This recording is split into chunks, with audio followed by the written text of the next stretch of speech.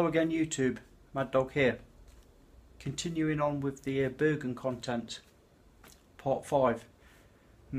Thank you for your patience, but like I say, there's a lot of kit to get through, so like I said before, doing it in small bite-sized pieces. Hopefully you might find something useful in here, so stay tuned, stay patient with me, let's crack on.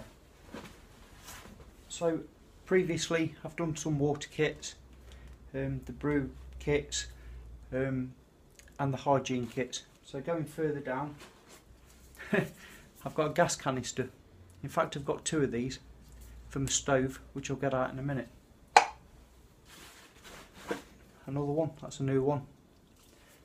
I know that's overkill, but again it's all part of the contingency of staying out in an area where maybe you can't light wildfires. You know, who knows, rather have it and not use it than not have it and need it. So let's crack on. Let's take this bag out, another snug bag. So just open this bad boy up, and in here I have my cook canteen kit. Now again, a lot of you might be saying, wow, well, that's massively overkill, but I'll try and explain why I carry as much kit as I do. So in here I have this little pouch, and inside of which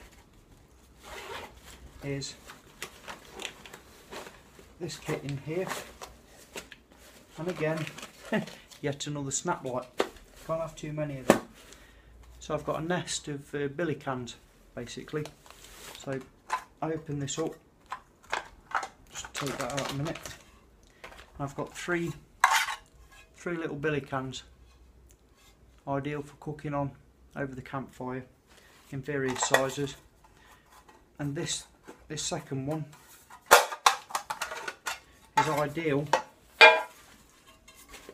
for going over the top of the large base one. There's a lid, so if you want to boil water quicker, always put a lid on. Everybody knows that, you know, that's what that's there for, and also makes a nice little dinner tray. It all fits together quite nice and snug, as you can see, like that. Goes together nicely in that little bag. Now, as you probably saw, I've got a little bag that I took out, and in here I've got a very small, I'll do a proper review on this later on, separate video, but I've got a small little stove in here. Just take it out, and another lighter as well, obviously. So little gas lighter, gas stove rather, little tripod stove, flexi and fitting, and that goes on its little valve, on off valve, that screws on to the end of this canister. Like I say, I'll do a demonstration of this working.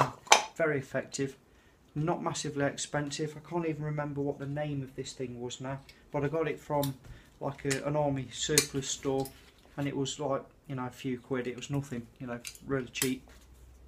So that is enough there for at least a week of cooking, you know, with the two gas canisters for breakfast, dinner and tea and boiling water. So that's what I keep in there. Just trying to make a bit of room here, bear with me.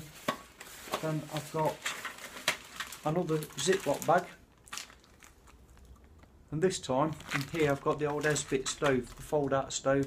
I've done videos on that before, please go and check them out if you've not already done so, with some extra fuel tablets and another lighter. Now the reason being, if I'm stuck out in a bad situation, I can resort to this when the gas has run out, etc. So bushcraft has now become survival. I can use the fuel stove, the fuel blocks, but when that's run out I can use natural wood, natural tinders and fuel.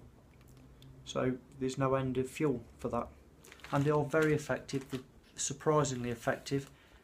You know, if you haven't used one of these, highly recommend having a go with one. Very effective. That's the Esbit stove, military Esbit stove. And then I've got this standard British Army 3-piece cook canteen set with a bungee cord securing it all together. So just undo that, and inside of which obviously that becomes a pan, a frying pan, the lid. There's the little kit there. I've got these little makeshift wire hooks for hanging it up if I need to. So you have like a massive pot here.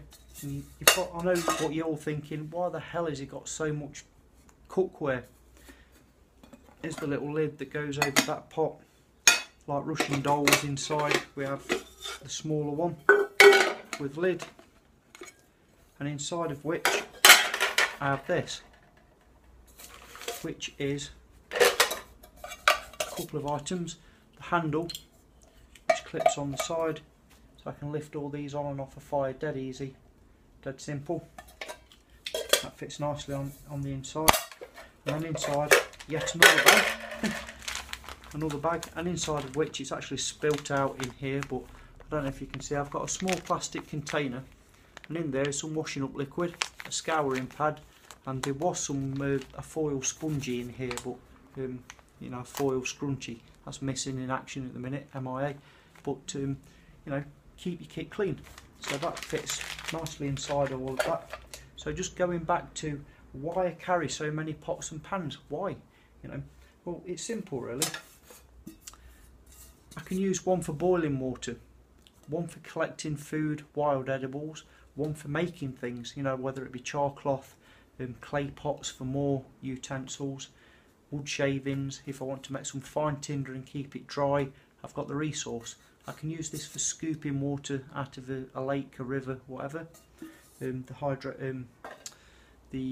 What's it called? I forget what it's called now. The method of condensing water. I can use that in a pit, and I've still got enough kit left so that in a bad situation I can cook, boil water on the move. So I can take a small kit with me, dump my big Bergen if I need to, and still have enough kit on me to be efficient and effective. So that's basically my cook kit, and some of the reasons why I carry so many pots and pans. You know, if you haven't got them, trust me, you'll miss them. There's lots and lots of uses that you can have for them. And then quickly moving on, like I say, this is the penultimate video really. In here I've got, I'm not going to open it all up, you all know what a sleeping bag looks like.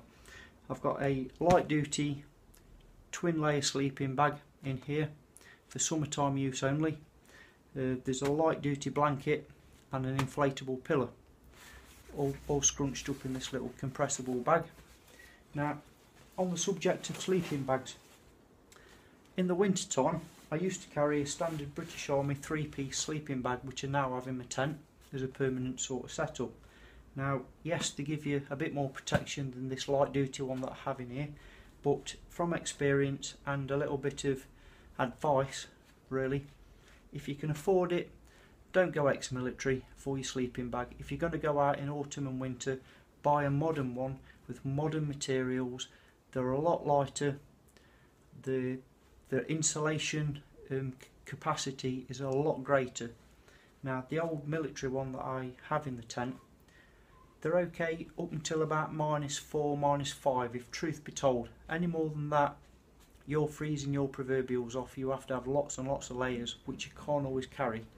So in my opinion, go as more modern and as expensive as you can afford. Get some good quality kit and have a light duty but good insulating sleeping bag system.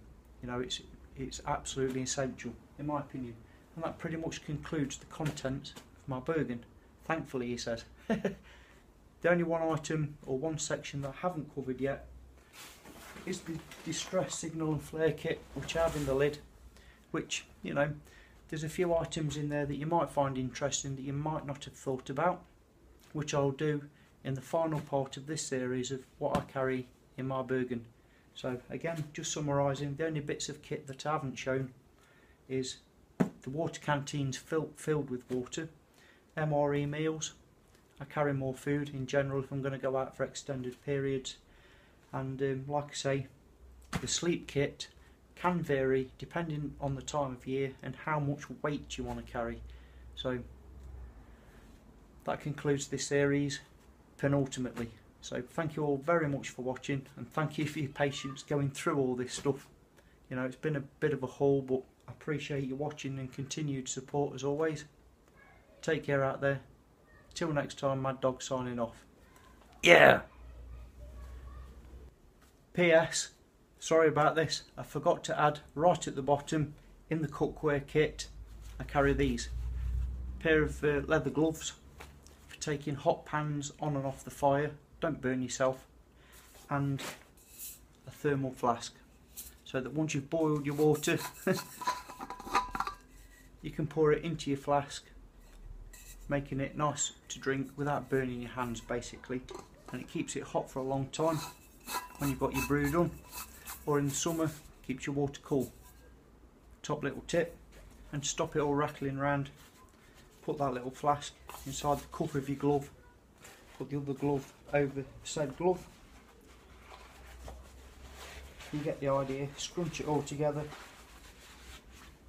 stops it rattling around against the pots and pans. Anyway, like I said, thanks for watching, take care, Mad Dog signing off. Yeah.